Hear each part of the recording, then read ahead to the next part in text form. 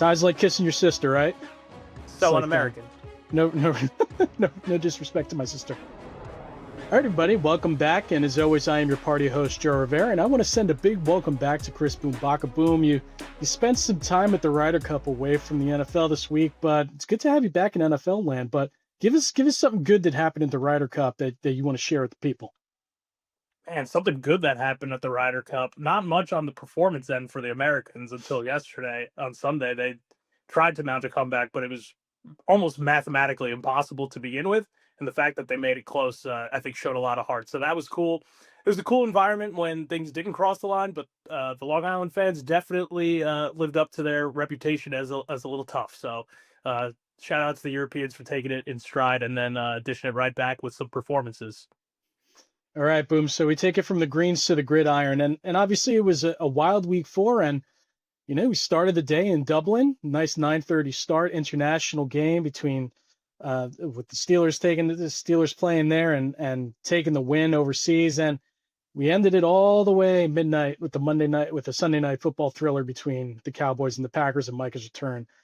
But before, did you stay up for that game? Did you happen to watch that game? How did you handle Sunday night football last night? Yeah, I managed to catch most of the second half on TV and then a little bit of the fourth quarter on the radio while doing some errands and driving around, and then I managed to make it back for the end of overtime, which was quite exciting. And except for the fact that it ended in a tie, I never liked that. So Ties like kissing your sister, right? It's so like un-American. no, no disrespect to my sister. I do love my sister, but all right, boom. So let's get started with always as we do with Monday morning quarterbacks, and I want you to, who are you mourning on this fine Monday morning? Cam Ward of the Tennessee Titans, the number one overall pick from this year. Still winless to start his career in 4 tries. He had to go up against the Houston Texans defense, which is still really good. The Texans we've talked about a lot. They have a lot of issues on the offensive side of the ball, but defense isn't really one of them. They made that clear yesterday for the rookie. And to quote Cam, he said, "We ass right now." So pretty simple. That's why he's my Monday morning quarterback, being shut out. Still looking for a win. Not a lot of help on either his line, his defense, his weapons. So it's not a great situation. And also the coaching is really subpar there. I don't know if Brian Callahan has much of a leash left, honestly, but it'll be something to monitor on that end as Cam Ward tries to get his career going. Yeah, and I appreciate Cam Ward because to be a rookie and come out and say exactly those words, boom, we ass. That takes some stones, right? Like a rookie quarterback being that comfortable in his talents and his leadership abilities. So it sucks to see them get off to such a horrid start. And to your point, Brian Callahan, I mean, we knew this kind of in week 1 when he was unfamiliar with what the catch rules were, if an elbow is down, if it doesn't equal 2 feet, whatever it was that happened there.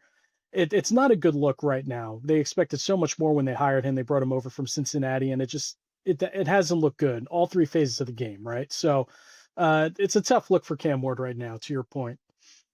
Um, I this is going to be a little bit morbid because this guy's on the older side of the quarterback spectrum, so I don't want to put him in the dirt. But my Monday morning quarterback is Joe Flacco, right? And listen, man, Oh, good. there was this weird expectation about what Joe Flacco was or could be in this offense. I want to run down some of his stats, just his baseline stats from the last few years. So 12 touchdowns to 7 interceptions with the Colts, 13 touchdowns to 8 interceptions his last stint with the Browns, 5 touchdowns to 3 interceptions with the Jets in 2022. I just, and this year, 2 touchdowns and 6 interceptions, right? Like, I don't know where this love of Flacco, like the later career Flacco, came about, honestly. Like, yes, we know that Kevin Stefanski's got offense is all about running the ball and play action and physicality, right? And for an older quarterback, that's a good thing because you don't got to do a lot of thinking, right? But Flacco hasn't looked good this year. And it's especially bad when you have Dylan Gabriel and Shador Sanders sitting behind him. And I'm sure Browns fans are just about done with Flacco at this point. So I just don't know what's left for Flacco. I mean, he's my Monday morning quarterback for a reason. I don't really know where the Browns go from here. Yeah, no, I like that you brought up those kind of touchdown and interception ratio statistics there because when we had that Browns run in 2023, I think it was, They're the 5 seed in the AFC. They make it to the wild card round, obviously, before getting throttled by the Texans. But there was some Joe Flacco magic, right, in that kind of stretch. And he's signed off of the carpool pickup line at his school, and he comes in, and the Browns are winning games. But he was still turning over the ball a bunch, as you mentioned. Like, yes, he and Amari Cooper had some great chemistry, but it was really like the defense that got the Browns to 11 wins that year and why they were able to make the playoffs, even when Deshaun Watson went out with a season ending injury. So I think it's just a little bit of reputation and just, I don't even know what the word would be. But Respect for a veteran quarterback. Like I just, and I think this leads to a larger conversation boom surrounding the Browns quarterback situation. And again, Shador has gotten all the headlines this offseason from the moment he was drafted to fans wondering if he was going to start the season, which we know that wasn't going to be the case because he needed a little bit of seasoning. But do you think it's time for a quarterback change? Do you think that the Browns should just opt to, you know what, let's pull the plug on Flacco. Let's see what we got with the young guys. Yeah, I think that there's definitely a reason for it, but I guess the one pause is that the door's kind of open in the AFC North right now. I know that the Steelers are off to a decent start, but how sustainable is what they're doing with Aaron Rodgers and how that defense has kind of looked? I'm not sold on Pittsburgh as a division winner. Joe Burrow's out for 2.5 more months, 3 months still. The Ravens don't look great with a 1-3 start, and Lamar Jackson having a hamstring injury. Like, I think that door is open, and that Browns defense is championship caliber. That must be so disappointing and frustrating for the beloved Browns fans of Northern Ohio. The thing with Gabriel is that coaching staff and that front office wants him to be the starter so bad, in my opinion. Like, I was there for 3 days. There's a reason why during minicamp, in June. And it's clear that, like, he's ahead of Shador on the pecking order, not only because they drafted him in the third round, 2 rounds before Shador, but because they believe in him more and they want him to be the guy. They think that he's a good fit for Stefanski's under center play action offense because he did some of those things in college, whether it was at UCF, Oklahoma, Oregon. He's played a lot of ball. The issue for Dylan Gabriel with me is, like, I like the way he throws it.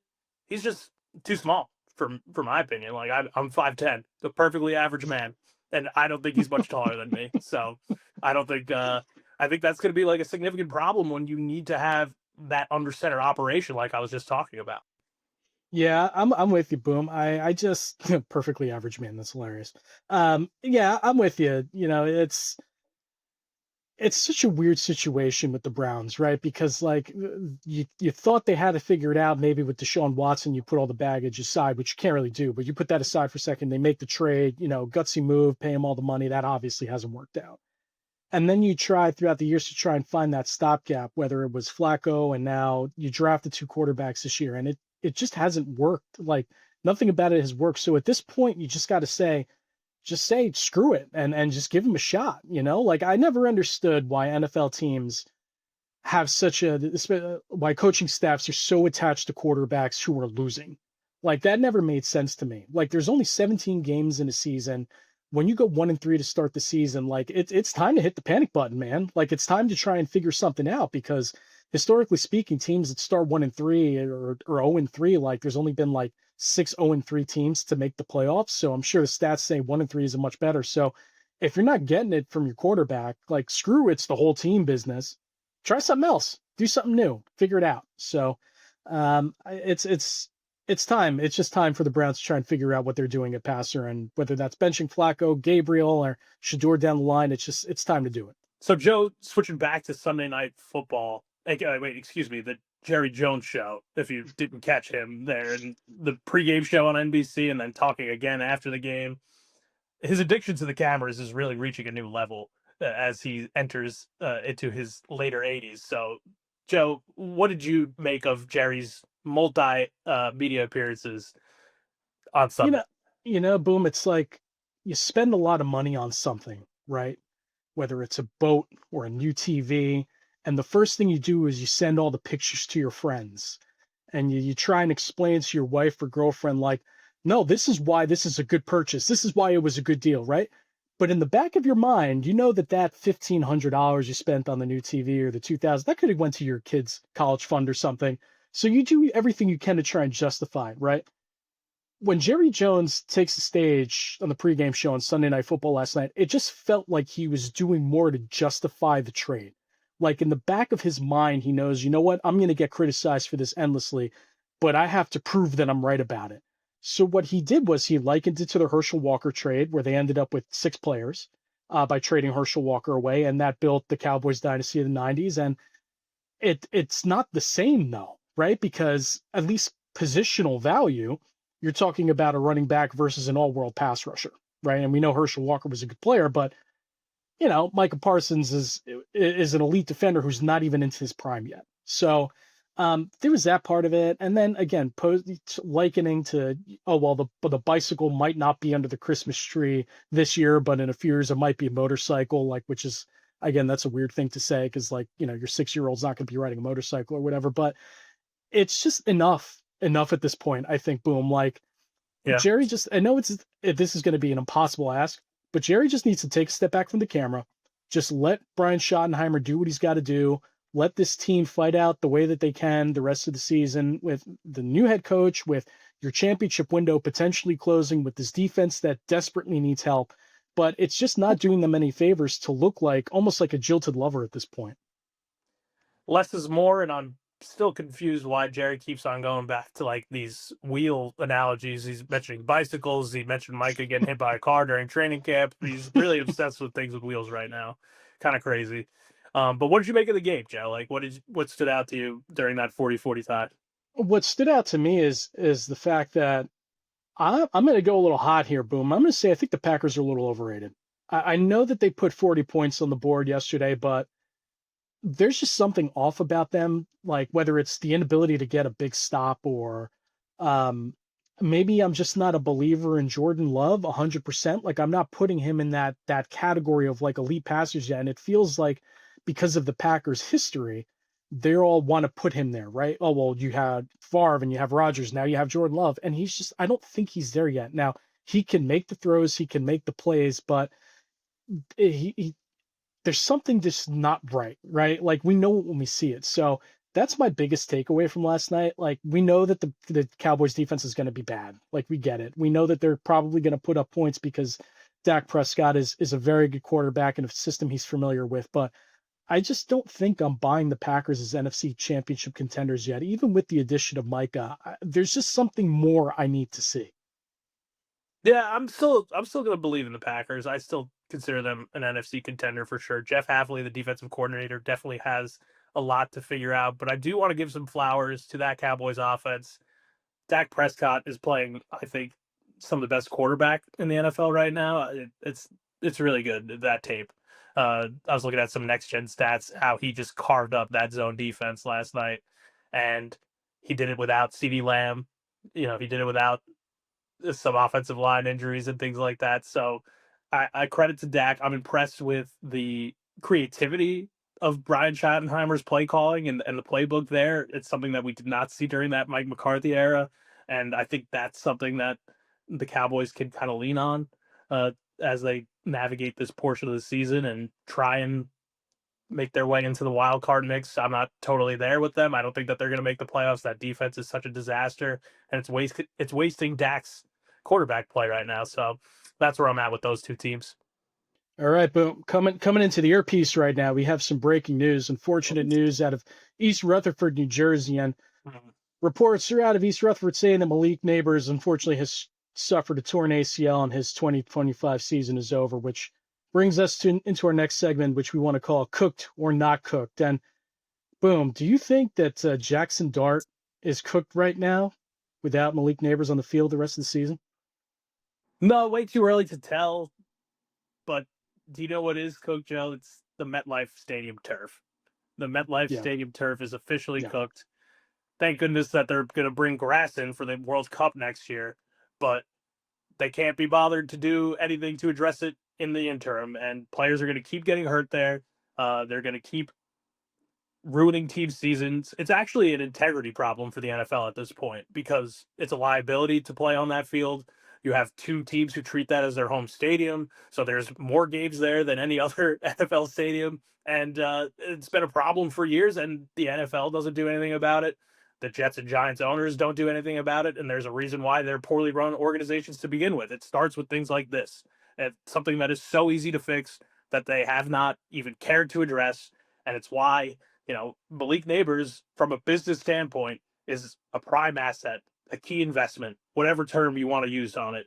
And now, your returns on it for the 2025 season are nil because of your pride, because of your just unwillingness to do anything that logic dictates. So the Giants, they've done this before. Odell Beckham Jr. is taken to social media to comment about it, and he's not the first. This has been a thing that's gone on for years. Yeah, boom. I'm with you 100%. I don't think Jackson Dart is cooked yet. He actually played well against the Chargers defense, has been one of the better units in football this year, which, listen, that should give them enough confidence moving forward that maybe this was the right decision. I guess we'll see. The tape is, one game of tape can show a lot, but I'm with you. MetLife Stadium is a lifeless albatross of a building to begin with. It looks like a giant air conditioner. There's nothing exciting about it. So there's that. But then you add the turf problem in, which players have described the turf as sticky, and we see players hurt on it all the time. And you saw when Nabers went down yesterday, your brain immediately goes to the worst spot because he was in the air and he knew, right? Like he immediately started reaching for his legs. So what more does the NFL, do these owners have to see to make a change to MetLife Stadium at this point, right? Like I don't understand. And, the world is going to send us the best soccer players, from around the globe. And we're giving them grass, but like, why can't we do that for our football players who are playing games here throughout the season? Right. So I'm done with the MetLife turf, and Giants fans should be done with the MetLife turf, and Jet fans should be done with the MetLife turf. If nothing else, this is I don't know what the numbers say. Like, I'm not a scientist. I'm good with words, not numbers, but like, I don't care what the numbers say at this point. Right? Like anecdotally, we have enough evidence that says, all right, this needs to be changed. Right. So hopefully they figure it out soon, man. I don't understand what the problem is, but it's just done. It's done. MetLife turf, totally cooked. But the NFL cares so much about player health and safety. It's top priority for sure. Give me a break. All right, boom. From the MetLife turf, we want to go to another cooked or not cooked here. And, Baltimore falls to 1-3 in the season yesterday to the Chiefs. It don't look too pretty right now for the Ravens. And, there's a lot of kind of bad vibes happening around the team. You have Kyle Hamilton telling the fans that they're spoiled, or calling them spoiled because they've seen so many good defenses and the early season complaints. And then you have Lamar Jackson exiting the game yesterday with the hamstring. So what do you think, Boom? A 1-3 or the Ravens cooked? I've spent a lot of time around that team over the last couple of years, and Kyle Hamilton did apologize to Ravens fans for saying that at his post-game news conference yesterday, and he was one of the only Ravens to address the media afterward. The Baltimore Banner had a great story out of the locker room in which it talks about how the leaders of the team, of the defense especially, Marlon Humphrey, Roquan Smith, wide receiver Zay Flowers, first one's out the door in the locker room. So kind of a lack of accountability there. I get that they're frustrated that they got their butts kicked pretty good by the Kansas City Chiefs on Sunday, but that's pretty alarming when your leaders aren't willing to stick around and take the heat off of the other guys in the locker room after a pretty dismal showing. So I think that there's definitely some problems. John Harbaugh saying we're just not a good team right now. And obviously Lamar's injury is like a pretty significant concern. So I'm going to wait to kind of see how that all plays out, because obviously so much of it kind of hinges on that. But they need to find a way to get Derrick Henry going in a way. I think it was 8 carries yesterday. And they need to get him going in a way that like his good games don't end in critical fourth quarter fumbles, and his bad games don't involve him doing absolutely nothing. They need to find a happy medium there and get back to their roots of running the ball and good defense, and obviously letting Lamar be an MVP. So I'm going to still stick with not cooked because it's the Ravens, it's John Harbaugh, it's Lamar Jackson. So I'm not ready to push the panic button just yet. And it's a weak AFC North, like we mentioned. Yeah, I think the AFC North is the biggest thing that's stopping me from saying not cooked, Boom. But I'll bring this up. 2024, 3 times they gave up 30 or more points all season. 2023, 3 times all season they gave up 30 or more points. 2022, twice all season they gave up 30 or more points. Already, through 4 weeks of the 2025 season, they've given up 30 or more, right? Which is, listen, I know injuries play into it. Guys get hurt. Madubuike's hurt. You had a couple. Nate Wiggins left the game yesterday, hurt. So there's your big injuries, no doubt. But again, at some point, you got to go or get off the pod. If you're the Ravens and you're getting MVP caliber performances from Lamar Jackson, you arguably should have won the MVP last season. It's time to make it happen, right? And yes, they've run roughshod through the AFC before, and they put up some great records in years past. But it's just time. It's time to get it done. So I'm not going to say they're cooked yet, but we're getting there, right? You're sticking the meat thermometer in to see what the temperature's at right now with the Ravens. But I'm not necessarily trusting that they're not cooked moving forward.